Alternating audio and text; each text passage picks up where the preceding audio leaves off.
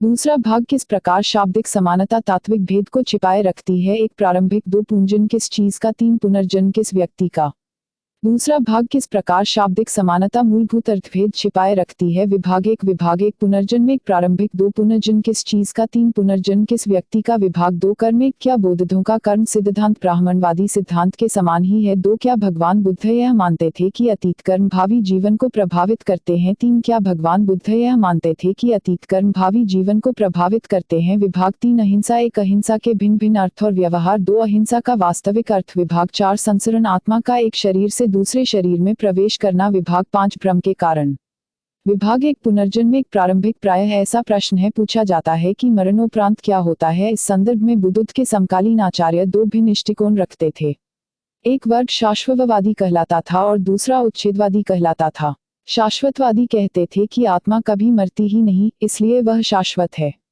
पुनर्जन्म द्वारा इसका नवीकरण हो जाता है। उच्छेदवादियों का सिद्धांत केवल उच्छेदवाद शब्द से समझा जा सकता था, जिसका अर्थ था कि प्रत्येक वस्तु का अंत है, मरणोपरांत कुछ भी शेष नहीं रहता। भगवान बुद्ध शाश्वतवादी नहीं थे, क्योंकि इसका तात्पर्य यह था कि वे एक पृथक नित्य आत्मा के अस्तित्व में विश्वास नहीं करते थे, जो विश्वास करते थे, जिसके वे विरोधी थे। तो क्या बुद्ध उच्छेदवादी थे? जब वे आत्मा के अस्तित्व पर विश्वास करते थे, तो बुद्ध स्वाभाविक रूप से एक उच्छेदवादी कहलाए जाएंगे। किंतु सुत में बुद्ध शिकायत करते हैं कि वे एक उच्छेदवादी कहे जाते हैं, जबकि वास्तव में वे नहीं हैं। इस संदर्भ में उन्होंने कहा है, यद्यपि यही मत है जिसे मैं दृढ़तापूर्वक कहता हूँ और जिसका मैं उपदेश देता हूँ, फिर भी कुछ श्रमण और ब्राह्मण गलत ढंग से भ्रांतितिश और झूठ मूठ मुझ पर तथ्यों को चुनौती देते हुए आरोप लगाते हैं कि मैं एक उच्छेदवादी हूँ और मनुष्यों के विघटन, विनाश और विध्वंस का उपदेश देता हूँ। यह ऐसा मत जो मेरा नहीं है और मैं दृढ़तापूर्वक इनकार करता हूँ। यह गलत ढंग से भ्रांतिवश और झूठ मूठ मुझ पर आरोप लगाए गए हैं उन भलने लोगों द्वारा जो मुझे एक उच्छेदवादी सिद्ध करना चाहते हैं। यदि यह कथन यथार्थ है और ऐसे लोगों के द्वारा प्रक्षिप्त नहीं है जो बौद्ध धर्म पर एक ब्राह्मणवादी सिद्धांत थोप देना चाहते हैं, तो इस कथन से मन में गंभीर दुविधा उत्पन्न हो जाती है। यह कैसे हो सकता है कि बुद्ध आत्मा के अस्तित्व पर विश्वास नहीं करें और फिर भी कहें कि वे एक उच्छेदवादी नहीं हैं? इससे प्रश्न उठता है, क्या बुद्ध पुनर्जन्म में विश्वास करते थे? दो पुनर्जन्म किस चीज का? क्या बुद्ध पुनर्जन्म में विश्वास करते थे? उत्तर सकारात्मक हाँ में है। यह अच्छा होगा कि इस प्रश्न को आगे दो भागों में बांट दिया जाए, एक पुनर्जन्म किस चीज का और दो पुनर्जन्म किस व्यक्ति का। यह अच्छा होगा कि इन दो प्रश्नों में से प्रत्येक को पृथक पृथक करके लिया जाए। यहाँ हम पहले प्रश्न को ही लें, पुनर्जन्म किस चीज का पर विचार करेंगे। यह प्रश्न लगभग सदैव उपेक्षित रहा है। यह दोनों प्रश्नों के सम्मिश्रण के कारण इसमें इतना अधिक भ्रम उत्पन्न हो गया है। भगवान बुद्ध के अनुसार चार भौतिक पदार्थ होते हैं जो शरीर को विकसित करते हैं। वे हैं एक पृथ्वी, दो जल, तीन तेज अग्नि और चार वायु। प्रश्न है, जब शरीर मर जाता है तो इन चार महाभूतों अवयवों का क्या होता है? क्या वे भी शरीर के साथ मर जाते हैं? कुछ कहते हैं कि वे भी मर जाते हैं। भगवान बुद्ध कहते हैं नहीं, वे आकाश में तैरते हुए समान महाभूतों अवयवों के पुंज के साथ मिल जाते हैं। जब इस तैरते हुए पुंज से चार अवयव एक साथ पुनः मिल जाते हैं तो एक नया जन्म हो जाता है। भगवान बुद्ध का पुनर्जन्म से यही अभिप्राय था। अवयवों के लिए यह आवश्यक और अनिवार्य नहीं है कि वे उसी मृत शरीर के हों। वे विभिन्न मृत शरीरों के अंग हो सकते हैं। यही बात ध्यान देने की है कि शरीर मरता है, किंतु भौतिक पदार्थ अवयव सदैव बने रहते हैं। भगवान बुद्ध इसी प्रकार के पुनर्भव पुनर्जन्म पर विश्वास करते थे। सारिपुत ने महाकोटित के साथ जो बातचीत की उसमें इस विषय पर काफी प्रकाश डाला गया है। इस संदर्भ में ऐसा मिलता है कि एक बार जब भगवान श्रावस्ती में जैतून के अनाथपिंडिकाराम में ठहरे हुए थे, तो महाकोटित अपने ध्यान से उठने के बाद सारिपुत के पास गए और उनसे कुछ ऐसे प्रश्नों को स्पष्ट करने का निवेदन किया जो उन्हें परेशान कर रहे थे। उनमें से एक निम्नलिखित था। महाकोटित ने पूछा, प्रथम ध्यान की प्राप्ति होने पर कितने संयोजनों का प्रहन होता है और कितने शेष रह जाते हैं? सारिपुत्र ने उत्तर दिया, प्रत्येक के 5-5। कामच्छंद, व्यापाद, थीनमिधालस्य, उद्धच, कौनकृत्य तथा विचिकित्सा का प्रहयन हो जाता है। वितर्क, विचार, प्रीति, सुख तथा एकाग्रता शेष रहते हैं। महाकोटित ने पूछा, चक्षु, श्रोत्र, प्राण, जिह्वा और स्पर्श, इन पांचों इंद्रियों को लें। प्रत्येक का अपना विषय और कार्य क्षेत्र पृथक है तथा प्रत्येक एक दूसरे से पृथक और परस्पर भिन्न है। इनका अंतिम आधार क्या है? कौन इन पांचों इंद्रियों के विषयों और क्षेत्रों का उपभोग करता है? सारिपुत ने उत्तर दिया, मन। महाकोटिठत ने पूछा, ये 5 इंद्रियां किस पर निर्भर करती हैं? सारिपुत ने उत्तर दिया, चेतना जीवित इंद्रिय पर। महाकोटिठत ने पूछा, चेतना किस पर निर्भर करती है? सारिपुत, उष्णता पर। महाकोटिठत ने पूछा, उष्णता किस पर निर्भर करती है? सारिपुत ने उत्तर दिया, चेतना पर। महाकोटिठत ने पूछा, आप कहते हैं कि चेतना उष्णता पर निर्भर करती है, आप यह भी कहते हैं कि उष्णता चेतना पर निर्भर करती है। इसका ठीक ठीक क्या अर्थ समझा जाए? सारिपुत ने उत्तर दिया, मैं आपको एक उदाहरण देकर समझाता हूँ। जिस प्रकार एक दीपक के प्रकाश से ला प्रकट होती है और लो से प्रकाश, उसी प्रकार चेतना उष्णता पर निर्भर करती है और उष्णता चेतना पर। महाकोटिठत ने पूछा, ऐसी कितनी चीजें हैं जिनके मुक्त होने पर ही शरीर को मरा हुआ समझकर निर्जीव काठ की तरह एक ओर रख दिया या मरा हुआ फेंक दिया जाता है? सारिपुत ने उत्तर दिया, चेतना जीवित इंद्रिय, उष्णता और विज्ञान। महाकोटिठत ने पूछा, एक मृत शरीर और एक समाधिस्थ भिक्षु में, जिसमें संज्ञा और वेदना का निरोध हो चुका है, क्या अंतर है? सारिपुत ने उत्तर दिया, मृत शरीर में न केवल शरीर, वाणी और मन की क्रिया शक्ति स्थिर और शांत हो जाती है, बल्कि चेतना भी निःशक्त, उष्णता भी शमित और इंद्रियों भी छिन्न भिन्न हो जाती हैं, जबकि समाधिस्थ भिक्षु में चेतना बनी रहती है, उष्णता बनी रहती है और इंद्रियां निर्दोष बनी रहती हैं। हाँ, श्वास प्रश्वास, अवलोकन और संज्ञा स्थिर और शांत हो जाती हैं। यह संभवतः मृत्यु या उच्छेद की सर्वश्रेष्ठ तथा सर्वाधिक संपूर्ण व्याख्या है। इस संवाद में केवल एक कमी है। महाकोटिठत को सारिपुत से एक प्रश्न और पूछना चाहिए था कि उष्णता क्या है, तो सारिपुत ने इसका क्या उत्तर दिया होता? इसकी कल्पना करना सरल नहीं है, किंतु इसमें कोई संदेह नहीं हो सकता कि उष्णता का अर्थ है शक्ति। इस तरह से यदि इस प्रश्न के उत्तर को थोड़ा अधिक स्पष्ट कर दिया जाए कि मरने पर क्या होता है, तो यथार्थ उत्तर होगा कि शरीर शक्ति उत्पन्न करना बंद कर देता है। किंतु यह तो केवल उत्तर का एक अंश ही है, क्योंकि मृत्यु का अर्थ यह भी है कि जो कुछ भी शरीर से शक्ति निकल गई है, आकाश में संचरित शक्ति के सामूहिक पुंज के साथ मिलर जाती है। अतः उच्छेद या मृत्यु के दो पहलू हैं। अपने पहलुओं में से एक में इसका अर्थ शक्ति की उत्पत्ति का निरोध है, दूसरे पहलू में इसका अर्थ शक्ति के सामूहिक संचरित पुंज में कुछ नई वृद्धि हो जाना है। संभवतः उच्छेद के इन दो पहलुओं के कारण ही बुद्ध ने कहा है कि वह एक पूर्ण उच्छेदवादी नहीं है।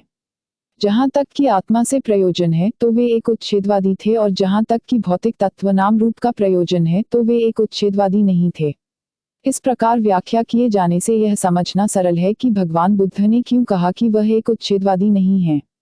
वे भौतिक पदार्थ नाम रूप की पुनरुत्पत्ति पुनर्भव में विश्वास करते थे और आत्मा के पुनर्जन्म ट्रांसमाइग्रेशन ऑफ शुआर में नहीं। इस प्रकार व्याख्या किए जाने से बुद्ध का दृष्टिकोण विज्ञान के सर्वथा अनुकूल होता है। केवल इसी अर्थ में कहा जा सकता है कि बुद्ध पुनर्जन्म में पुनर्भव रिबर्थ में विश्वास करते थे। शक्ति कभी नष्ट नहीं होती, विज्ञान इसी की पुष्टि करता है। उच्छेद का यह अर्थ कि मृत्यु के उपरांत कुछ नहीं शेष रहता विज्ञान के विरुद्ध होगा, क्योंकि इसका यह अर्थ होगा कि सामूहिक रूप से शक्ति में सातत्य नहीं है। यही एकमात्र ऐसा तरीका है जिससे दुविधा को हल किया जा सकता है। 3 पुनर्जन्म किस व्यक्ति का सबसे कठिन प्रश्न है। पुनर्जन्म किस व्यक्ति का? क्या वही मृत व्यक्ति एक नया जन्म ग्रहण करता है? क्या बुद्ध इस सिद्धांत पर विश्वास करते थे? इसका उत्तर इसकी सर्वाधिक असंभावना है। यदि मृत व्यक्ति के शरीर के सभी भौतिक अंश पुनः नए सिरे से मिलकर एक नए शरीर का निर्माण कर सके, तभी यह मानना संभव है कि उसी आदमी का पुनर्जन्म हुआ। यदि भिन्न भिन्न व्यक्तियों के मृत शरीरों के सम्मिश्रण या विभिन्न तत्वों से एक नए शरीर का निर्माण तो हुआ, किंतु उसी सचेतन प्राणी का पुनर्जन्म नहीं। यह विषय भिक्षुनी खेमा द्वारा राजा प्रसेनजित को बहुत अच्छी तरह से समझा दिया गया था। एक बार तथागत श्रावस्ती के अनाथपिंडिक के जेतवनाराम विहार में ठहरे हुए थे। उस अवसर पर भिक्षुनी खेमा कौशल वासियों के मध्य अपनी चारिका करने के बाद श्रावस्ती और साकेत के बीच तोरणवत्थु नामक स्थल पर ठहरी हुई थी। उस समय कौशल का राजा प्रसेनजित साकेत से श्रावस्ती की ओर यात्रा कर रहे थे और साकेत व श्रावस्ती के बीचों बीच वे एक रात के लिए तोरणवत्थु में रुके। कौशल के राजा प्रसेनजित ने एक किसी मनुष्य को बुलवाया और कहा, अरे भले आदमी, किसी भिक्षु या ब्राह्मण का पता लगा जिसके साथ में आज संगत कर सके। ऐसा ही होगा महाराज, उस व्यक्ति ने कौशल के राजा प्रसेनजित को उत्तर में कहा, और संपूर्ण तोरणवत्थु में घूमने के उसे कोई भी श्रमण ब्राह्मण नहीं मिला जिसके साथ राजा प्रसेनजित संगत कर सके। तब उस व्यक्ति ने भिक्षुनी खेमा को देखा जो तोरणवत्थु में ठहरी हुई थी। उनको देखने के बाद वह कौशल के राजा प्रसेनजित के पास गया और बोला, महाराज, तोरणवत्थु में कोई ब्राह्मण या श्रमण नहीं है जिसके साथ महाराज संगत कर सकें। किंतु महाराज खेमा नामक एक भिक्षुणी है जो तथागत की शिष्या है। उसके विषय में आजकल जनश्रुति चारों ओर फैली है कि वह हत है, योग्य है, कुशत्र है, जानी है, एक निपुण वक्ता है और प्रत्युत्पन्नमति है। महाराज आप उसकी संगत करें। अतः कौशल का राजा प्रसेनजित भिक्षुणी खेमा से मिलने गया और उनके पास पहुंचकर उन्हें अभिवादन कर एक ओर बैठ गया। इस प्रकार बैठे हुए उसने उनसे कहा, भिक्षुणी खेमा आप इस विषय में क्या कहती हैं? क्या तथागत मरणोपरांत रहते हैं? एक महाराज यह तथागत द्वारा अव्याकृत है। यह कैसे? भिक्षुणी खेमा जब पूछा जाता है क्या तथागत मरणोपरांत रहते हैं, आप उत्तर देती हैं यह तथागत द्वारा अव्याकुल रखा गया है, और जब मैं अन्य प्रश्न पूछता हूँ आप वही उत्तर देती हैं। कृपया बताएं क्या कारण है, क्या हेतु है, क्यों यह बात तथागत द्वारा अव्याकुल रखी गई है? महाराज इस विषय में अब मैं आपसे एक प्रश्न पूछती हूँ, आप जैसा उचित समझे वैसा उत्तर दें। अब आप क्या कहते हैं? महाराज क्या आपके पास कोई लेखाकार या कोई शीघ्र गणना करने वाला गणक है जो गंगा की रेत की गणना करने में सक्षम हो? कितने सौ या इतने हजार या इतने लाख रेत के कण हैं? निस्संदेह नहीं। तब क्या आपके पास कोई लेखाकार, शीघ्र गणना करने वाला या गणक है जो विशाल समुद्र के जल की गणना कर कि इसमें कितना जल है, इतने सौ या इतने हजार लाख खड़े मैलन जल है? निस्संदेह नहीं। तो ऐसा क्यों है? भिक्षुणी खेमा समुद्र असीम, अथाह, अंतहीन और विशाल है। इसी प्रकार महाराज यदि कोई तथागत को उनके शारीरिक रूप द्वारा माप करना चाहे तो तथागत का वह शारीरिक रूप परित्यक्त है, जड़मूल से कट चुका है, एक कटे ताय वृक्ष की दूंठ की तरह बन गया है, वह अभाव को प्राप्त हो गया है और अब उसकी पुनरुत्पत्ति की संभावना नहीं रही है। महाराज शरीर के रूप में पहचाने जाने से तथागत मुक्त हो चुके हैं, वे गंभीर, असीम और अथाह हैं, ठीक समुद्र के समान। तथागत मरणोपरांत रहते हैं यह भी नहीं कहा जा सकता है। तथागत मरणोपरांत नहीं रहते हैं यह भी कहा नहीं जा सकता है। तथागत मरणोपरांत रहते हैं और नहीं रहते हैं, न रहते हैं और न नहीं रहते, यह भी नहीं कहा जा सकता है। इसी प्रकार है महाराज यदि कोई तथागत को वेदना द्वारा निरूपित करना चाहे तो तथागत की वह वेदना परित्यक्त है, जड़ मूल से कट चुकी है, जैसे कटे हुए ताड़ू वृक्ष की तरह हो गई है, संभावना नहीं रही है। महाराज वे गंभीर, असीम और अथाह हैं जैसे कि समुद्र, इसलिए यह भी नहीं कहा जा सकता कि तथागत मरणोपरांत रहते हैं। मरणोपरांत नहीं रहते हैं। इसी प्रकार यदि कोई तथागत को संज्ञा से, संस्कारों से, विज्ञान से मापना चाहे तो तथागत का यह विज्ञान परित्यक्त है, वह जड़ मूल से कट चुका है, वह कटे हुए ताड़ वृक्ष की तरह हो गया है, संभावना नहीं रही है। महाराज तथागत के विज्ञान के रूप में पहचाने जाने से तथागत मुक्त हो चुके हैं, वे गंभीर, असीम और अथाह हैं जैसे कि महान समुद्र। अतः यह भी नहीं कहा जा सकता है तथागत मरणोपरांत रहते हैं, मरणोपरांत नहीं रहते हैं। तब कौशल का राजा प्रसेनजित भिक्षुणी खेमा के वचनों से प्रसन्न हुआ और आनंदित हुआ, और वह अपने आसन से उठा, उन्हें यथायोग्य अभिवादन किया और चला गया। अब एक अन्य अवसर पर राजा प्रसेनजित तथागत के दर्शनार्थ गया और उनके पास पहुंचने पर उन्हें अभिवादन कर एक ओर बैठ गया। इसी प्रकार बैठे हुए वह तथागत से बोला, कृपया बताएं क्या तथागत मरणोपरांत रहते हैं? महाराज यह विषय मेरे द्वारा अव्याकृत रखा गया है। तो क्या तथागत मरणोपरांत नहीं रहते हैं? महाराज यह भी मेरे द्वारा अव्याकृत रखा गया है। तब राजा ऐसे अन्य प्रश्नों को पूछते हैं और वही उत्तर पाते हैं। यह कैसे हैं? जब मैं पूछता हूँ क्या तथागत मरणोपरांत रहते हैं, क्या वे मरणोपरांत नहीं रहते हैं, आप उत्तर देते हैं यह मेरे द्वारा अव्याकृत रखा गया है। भगवान कृपया यह बताएं क्या कारण है, क्या हेतु है, यह बात तथागत द्वारा क्यों अव्याकृत रखी गई है? 35 तो महाराज मैं आपसे प्रश्न पूछता हूँ, जैसा आप उचित समझे वैसा उत्तर देना। तो आप क्या कहते हैं? महाराज क्या आपके पास कोई लेखाकार है? शेष अद्भुत है, भगवान आश्चर्यजनक है। भगवान किस प्रकार शास्ता और शिष्य दोनों की व्याख्या में न भाव और न शब्द की इष्टि से कहीं कुछ भी अंतर नहीं है, एकदम समानता है और परस्पर विरोध नहीं, उच्चतम बातों के बारे में एक भी शब्द पर। भगवान एक विशेष अवसर पर मैं भिक्षुणी खेमा के पास मिलने गया था और उनसे इस विषय का अर्थ पूछा था और उन्होंने तथागत द्वारा प्रयुक्त इन्हीं शब्दों में, इन्हीं अक्षरों में अर्थ बताया था। अद्भुत है, भगवान यह आश्चर्यजनक है। भगवान किस प्रकार शास्ता और शिष्य दोनों की व्याख्या में भाव और शब्द दोनों की दृष्टि से सहमति है, समानता है और परस्पर विरोध नहीं है, उच्चतम बातों के बारे में एक भी शब्द पर। अच्छा भगवान अब हमें चलना चाहिए, हम व्यस्त लोग हैं, हमें बहुत से कार्य हैं। महाराज इस समय अब जो आप उचित समझते हैं वैसा करें। कौशल का राजा प्रसेनजित तथागत के वचनों से प्रसन्न हुआ, उनका हार्दिक स्वागत किया और वह अपने आसन से उठा, तथागत को यथायोग्य अभिवादन किया और चला गया। विभाग 2 कर्म कया बोधों का कर्म सिद्धांत ब्राह्मणवादी सिद्धांत के समान ही है। बुद्ध के धम्म में कोई भी ऐसा सिद्धांत नहीं है जिसने इतनी अधिक भ्रांति उत्पन्न की है जितनी कर्म के इस सिद्धांत ने। बुद्ध के धम्म में इसका क्या स्थान है और इसका क्या महत्व है, अज्ञानी हिंदू समझ के पूर्णतया अभाव के कारण मात्र शब्दों की समानता की तुलना करके कहते हैं कि बौद्ध धर्म और ब्राह्मणवाद या हिंदू धर्म एक समान ही हैं। ब्राह्मणों का शिक्षित और रूवादी वर्ग भी ऐसा ही कहता है।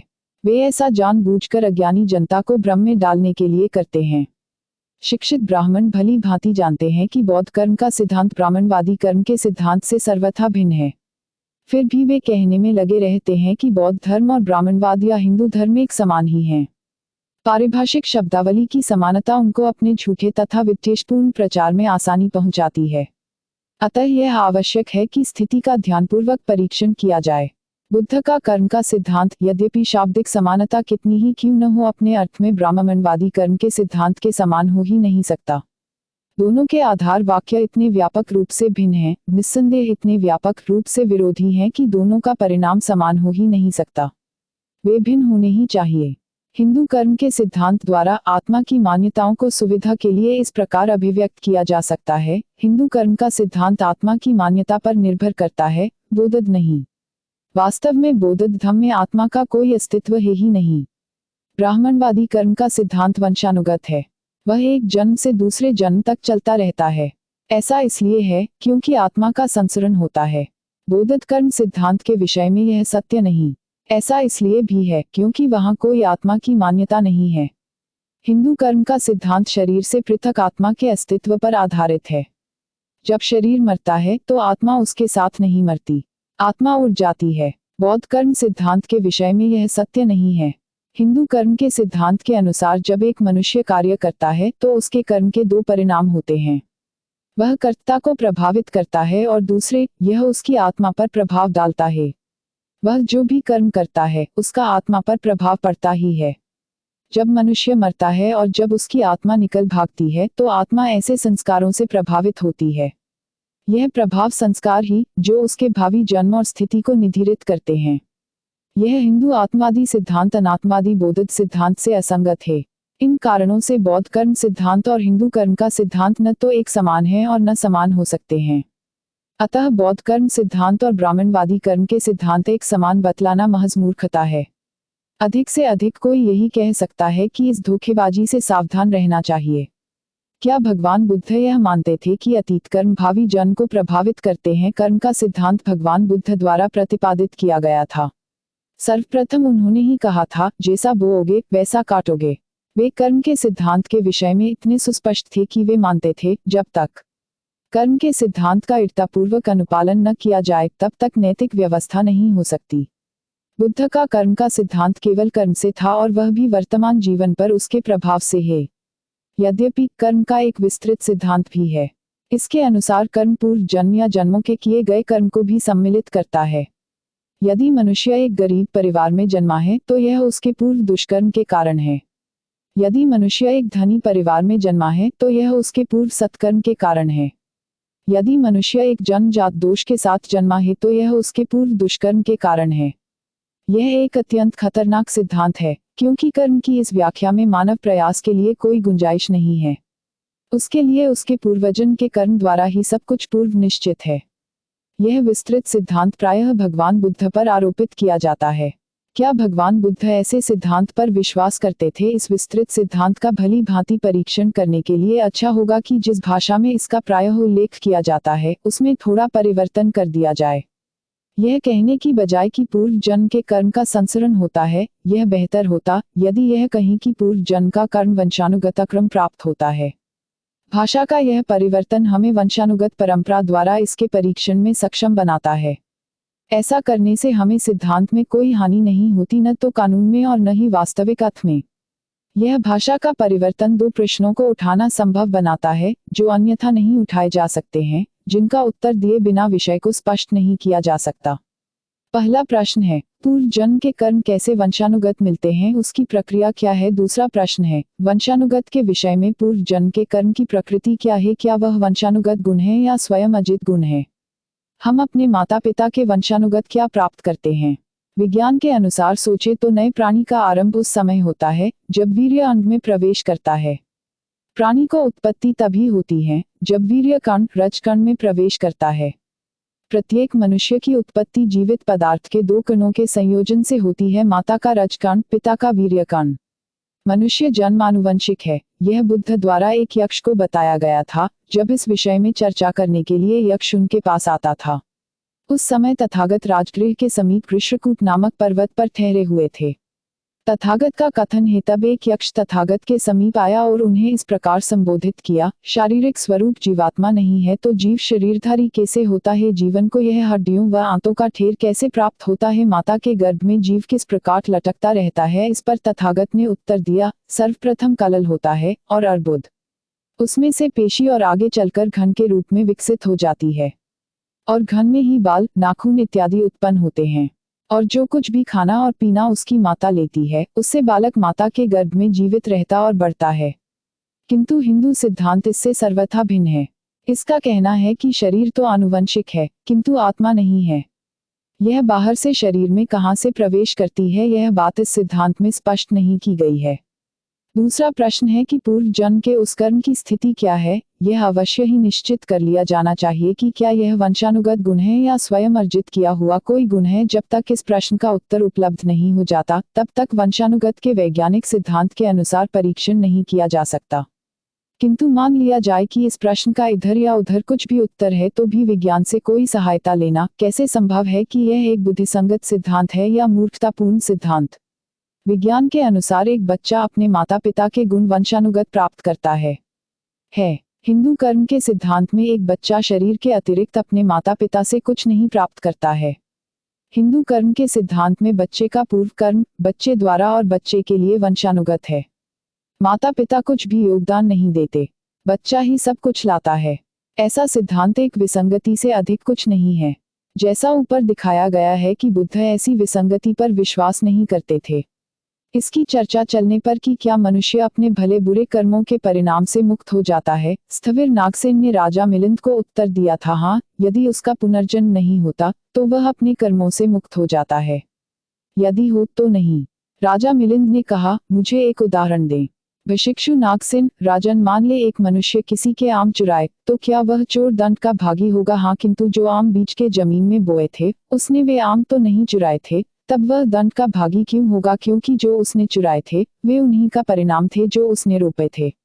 इसी प्रकार महाराज यह नाम रूप कर्म करता है, चाहे अच्छे या बुरे, और उस कर्म से अन्य नाम रूप पुनर्जन्य ग्रहण करता है और इसलिए वह अपने बुरे कर्मों से मुक्त नहीं होता है। बहुत अच्छा, नागसेन। राजा ने नागसेन से पूछा, नागसेन, जब एक नाम रूप द्वारा कर्म किए जाते हैं तो उन कर्मों का क्या होता है। राजन, वे कर्म उसका पीछा करेंगे जैसे परछाई उसका साथ कभी नहीं छोड़ती।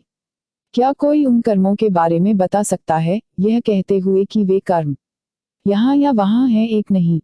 मुझे एक उदाहरण दें। हे राजन, क्या कोई किसी वृक्ष के उन फलों को दिखा सकता है और यह बता सकता है जिन्हें वृक्ष ने अभी तक उत्पन्न नहीं किया है, यह कहते हुए कि वे यहाँ हैं या वहाँ? निश्चय ही नहीं बनते। इसी प्रकार महाराज, जब तक कि जीवन प्रवाह का उच्छेद नहीं हो जाता तब तक उन किए हुए कर्मों को निर्दिष्ट करना असंभव है। बहुत अच्छा, नागसेन। क्या भगवान बुद्ध यह मानते थे कि अतीत कर्म भावी जीवन को प्रभावित करते हैं। इस प्रकार भगवान बुद्ध का पूर्व कर्म का सिद्धांत विज्ञान से मेल खाता है। भगवान बुद्ध पूर्व जन्मों के कर्मों के वंशानुगत होने में विश्वास नहीं करते थे। जब वे मानते थे कि जन्म आनुवंशिक क्रम से माता पिता है और जो कुछ भी वंशानुगत बच्चे को प्राप्त होता है वह उसके माता पिता के माध्यम से ही होता है, तो वे कर्मों के वंशानुगत होने में विश्वास ही कैसे कर सकते थे। तर्क के अतिरिक्त इस विषय पर अधिक सीधा प्रमाण चूल दुःखखंड सूत नामक सूत में समाहित है, जिसमें बुद्ध तथा जैनों के मध्य एक संवाद का वर्णन है। इस संवाद में जो कहा वह यह है, निगंठो, तुम लोगों ने पूर्व में जो बुरे कर्म किए हैं उन्हें इन कठोर तपस्याओं द्वारा समाप्त करते हैं।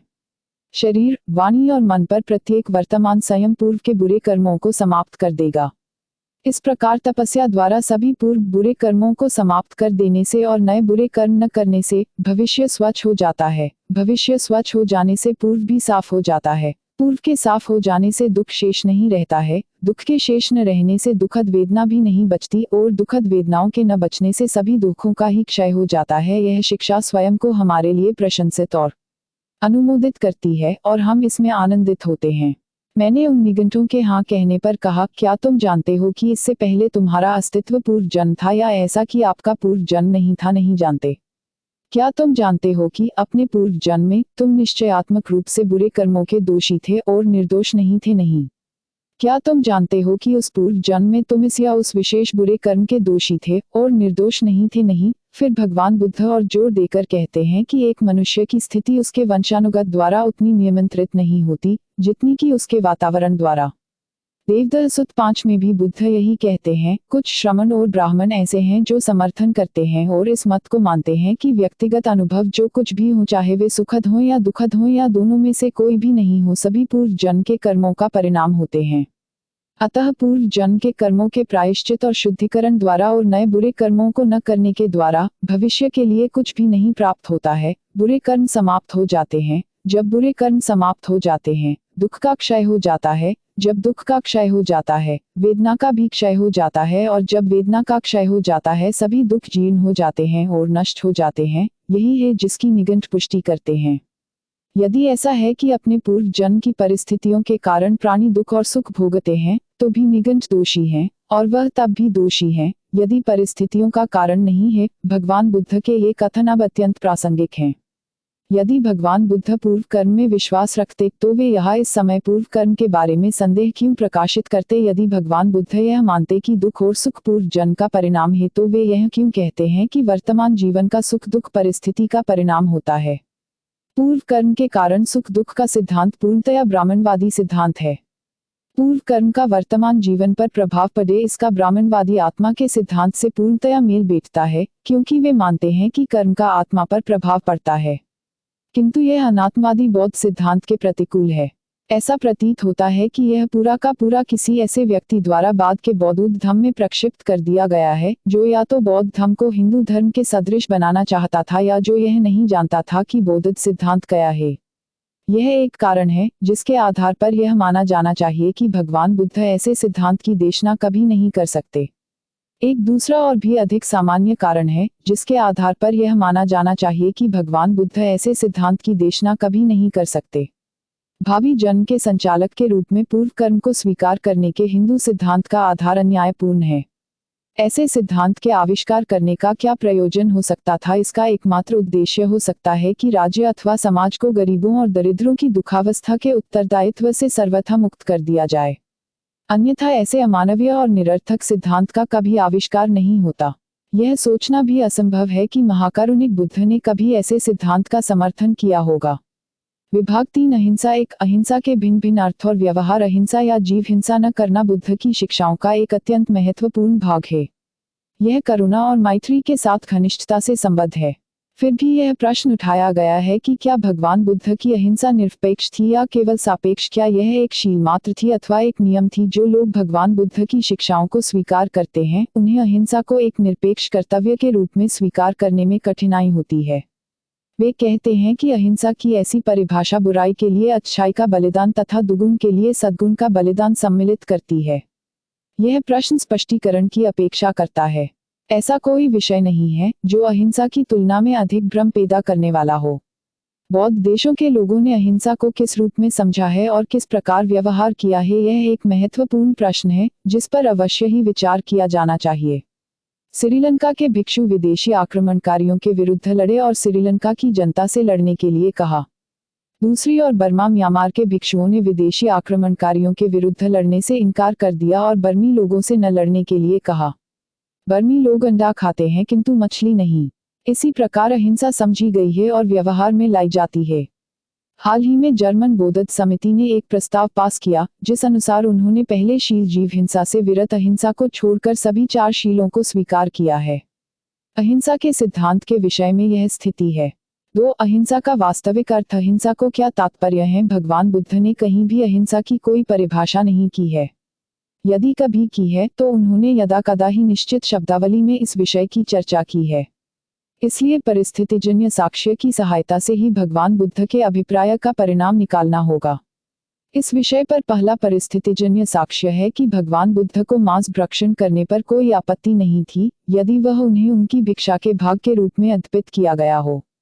यदि भिक्षु भिक्षा पात्र में अर्पित मांस खा सकता है, बशर्ते कि वह किसी प्रकार से भी उस पशुवध से संबंधित न रहा हो। भगवान बुद्ध ने देवदत्त के उस प्रस्ताव को अस्वीकार कर कि भिक्षा के तौर पर उन्हें दिए जाने पर भी भिक्षुओं को मांसाहार नहीं करना चाहिए। इस विषय पर अगला साक्ष्य यह है कि वह केवल यज्ञोबलि में पशुओं के वध के विरोधी थी। यह उन्होंने स्वयं कहा है। अहिंसा परमो धर्म यह एक चरम सीमा का सिद्धांत है। यह एक जैन सिद्धांत है, यह बौद्ध सिद्धांत नहीं है। एक अन्य साक्ष्य भी है जो परिस्थितिजन्य साक्ष्य की अपेक्षा अधिक सीधा है और जो एक प्रकार से अहिंसा की परिभाषा ही है। उन्होंने कहा है, सभी को प्रेम करो जिससे कि तुम किसी प्राणी का वध करने की इच्छा न करो। यह अहिंसा के सिद्धांत के कहने का एक सकारात्मक ढंग है। इससे ऐसा प्रतीत होता है कि अहिंसा का बौद्ध सिद्धांत यह नहीं कहता कि मारो नहीं, बल्कि यह कहता है कि सभी को प्रेम करो। इन कथनों के प्रकाश में यह समझ सकना कठिन नहीं है कि अहिंसा से भगवान बुद्ध का क्या अभिप्राय था। यह पर्याप्त स्पष्ट है कि बुद्ध का अभिप्राय जीव हत्या करने की चेतना और जीव हत्या करने की आवश्यकता के बीच भेद करना था। जहाँ जीव हत्या आवश्यकता थी वहाँ उन्होंने जीव हत्या का निषेध नहीं किया था। उन्होंने वैसी जीव हत्या करने को मना किया था जहां केवल जीव हत्या करने की चेतना थी। इस तरह समझ लेने पर अहिंसा के बौद्ध सिद्धांत में कहीं कोई भ्रम नहीं पड़ता। यह एक पूर्णतया निर्दोष या नैतिक सिद्धांत है जिसका प्रत्येक को आदर करना चाहिए। निस्संदेह उन्होंने निर्णय लेने का दायित्व व्यक्ति पर ही छोड़ दिया है कि क्या जीव हत्या करने की आवश्यकता है या नहीं। व्यक्ति के अतिरिक्त किस पर यह दायित्व छोड़ा जा सकता है? मनुष्य के पास प्रज्ञा है और उसे उसका प्रयोग करना चाहिए। एक नैतिक मनुष्य पर उचित बिंदु पर विभाजक रेखा खींचने का विश्वास किया जा सकता है। ब्राह्मणवाद में जीव हत्या करने की चेतना है। जैन धर्म में कभी भी जीव हत्या न करने की चेतना है। भगवान बुद्ध ही अहिंसा उनके मध्यम वर्ग के अनुरूप है। इसे दूसरे शब्दों में कहा जाए तो बुद्ध ने सिद्धांतशील और नियम विनय के मध्य एक भेद किया है। उन्होंने अहिंसा को नियम नहीं बनाया है, उन्होंने इसे एक सिद्धांत या जीवन पद्धति के रूप में प्रतिपादित किया है। इसमें निस्संदेह उन्होंने अत्यंत बुद्धिमत्ता से कार्य किया है। एक सिद्धांतशील तुम्हें कार्य करने की स्वतंत्रता देता है, एक नियम नहीं। नियम या तो तुम्हें तोड़ देता है या तुम नियम को तोड़ देते हो। विभाग 4 संसरण आत्मा का एक शरीर से दूसरे शरीर में प्रवेश करना। भगवान बुद्ध ने पुनर्जन्म की देशना की है, किंतु बुद्ध ने यह भी देशना की है कि कोई संसरण नहीं है। ऐसे लोगों की कमी नहीं थी जिन्हों भगवान बुद्ध को आलोचना यह देशना करने के कारण की थी जिसे वे दो परस्पर विरोधी सिद्धांत मानते थे। आलोचकों ने पूछा था, पुनर्जन्म कैसे हो सकता है जब तक कि संसरण न हो? वे कहते थे कि यह बिना संसरण के पुनर्जन्म का मामला है। क्या यह हो सकता है? इसमें कोई अंतर विरोध नहीं है, यद्यपि बिना संसरण के पुनर्जन्म हो सकता है। राजा मिलिंद के प्रश्नों के अपने उत्तर में यह भतरी भांति भदंत नागसेन द्वारा स्पष्ट किया गया है।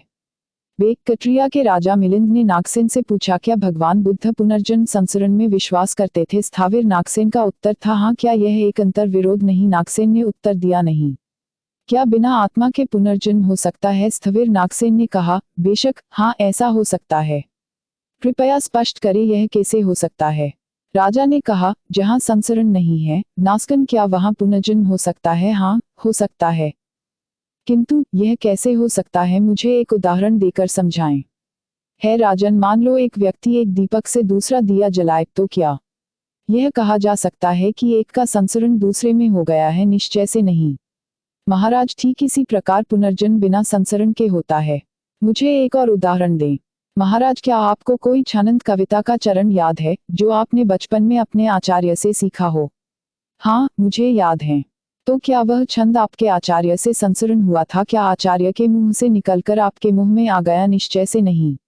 महाराज, ठीक इसी प्रकार पुनर्जन्म बिना संसरण के होता है। बहुत अच्छा, नागसेन राजा ने कहा। नागसेन, क्या आत्मा जैसी कोई चीज होती है? हे राजन, यथार्थ में आत्मा जैसी कोई चीज नहीं है। बहुत अच्छा, नागसेन। विभाग 5 भ्रम के कारण भगवान बुद्ध ने जो उपदेश दिए थे वे उनके श्रोताओं द्वारा सुने जाते थे, जिनमें अधिकांशतः भिक्षु होते थे। ये भिक्षु ही थे जो भगवान बुद्ध के द्वारा कही गई बात को जनसाधारण तक पहुंचाते थे। उस समय तक लिखने की कला विकसित नहीं हुई थी, इसलिए भिक्षु जो कुछ सुनते थे उन्हें कंठस्थ करना पड़ता था। प्रत्येक भिक्षु जो उसे सुनाता था उसे कंठस्थ करने की चिंता नहीं करता था, किंतु कुछ ऐसे भिक्षु थे जिन्होंने कंठस्थ करना अपना काम बना लिया था। वे भाणक कहलाते थे। बौद्ध त्रिपिटक और उसकी 8 कथाएं इतनी विशाल हैं जैसे कि समुद्र। इन सबको कंठस्थ करना वास्तव में एक असाधारण कार्य था।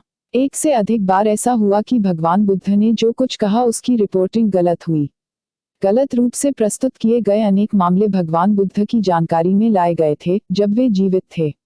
उदाहरण के तौर पर 5 ऐसे मामलों का उल्लेख किया जा सकता है। एक का उल्लेख अलगदुदुपम सुत में, दूसरा महाकमम विभंग सुत में, तीसरा कट्ठल सुत में, चौथे का महात्महा संख्या सुत में और 5वें का जीवक सुत में है। संभवतः गलत रूप से प्रस्तुत किए जाने के अन्य अनेक ऐसे मामले आए हों जब तथागत के वचनों की ठीक रिपोर्ट न हुई हो। क्योंकि हम देखते हैं कि भिक्षु भी भगवान बुद्ध के पास गए हैं और प्रश्न किया है, ऐसी परिस्थितियों में उन्हें क्या करना चाहिए कर्म और पुनर्जन्म के संबंध में जब जब गलत रिपोर्ट हुई है। ऐसे मामले तो अनेक हैं। इन सिद्धांतों का ब्राह्मणवादी धर्म में भी एक स्थान है, अतः भाणकों के लिए ब्राह्मणवादी सिद्धांतों को बौद्ध धर्म में समाविष्ट कर देना सरल था। इसलिए बौद्ध त्रिपिटक में जो कुछ भी बुद्ध वचन के रूप में कहा गया है उसे स्वीकार करने में अत्यंत सावधानी की आवश्यकता है। लेकिन इसके लिए एक कसौटी है जो विद्यमान है। यदि कुछ भी पूर्ण विश्वास के साथ कहा जा सकता है तो वह है यदि वे विवेकपूर्ण नहीं थे, यदि वे ताकित नहीं थे तो वे कुछ नहीं थे। अतः कुछ भी समान हो जो विवेकपूर्ण और तर्कसंगत है वह बुद्ध वचन के रूप में स्वीकार किया जा सकता है। दूसरी बात यह है कि भगवान बुद्ध ने कभी भी ऐसी चर्चा में पड़ने की कोशिश नहीं की थी जो मनुष्य के कल्याण के लिए लाभदायक नहीं थी। अतः कोई भी बात जो बुद्ध पर आरोपित की गई है किंतु जिसका मनुष्य के कल्याण से संबंध नहीं है वह बुद्ध वचन के रूप में स्वीकार नहीं की जा सकती है। एक तीसरी कसौटी भी है कि भगवान बुद्ध ने सभी विषयों को 2 वर्गों में विभाजित किया है, वे जिनके बारे में वे निश्चित थे और वे जिनके बारे में वे निश्चित नहीं थे। उन विषयों पर जो पहले वर्ग में आते हैं उन्होंने अपने विचार निश्चित और निर्णायक रूप से व्यक्त किए थे। उन विषयों पर जो दूसरे वर्ग में आते हैं उन्होंने अपने विचार व्यक्त किए हैं किंतु वे केवल सुझाव के रूप में व्यक्त किए गए विचार हैं। 3 प्रश्नों के विषय में चर्चा करने में जिनके विषय में और मतभेद है, यह निश्चित करने से पहले कि इन पर भगवान बुद्ध का क्या विचार था, उक्त परीक्षणों को ध्यान में रखना आवश्यक है।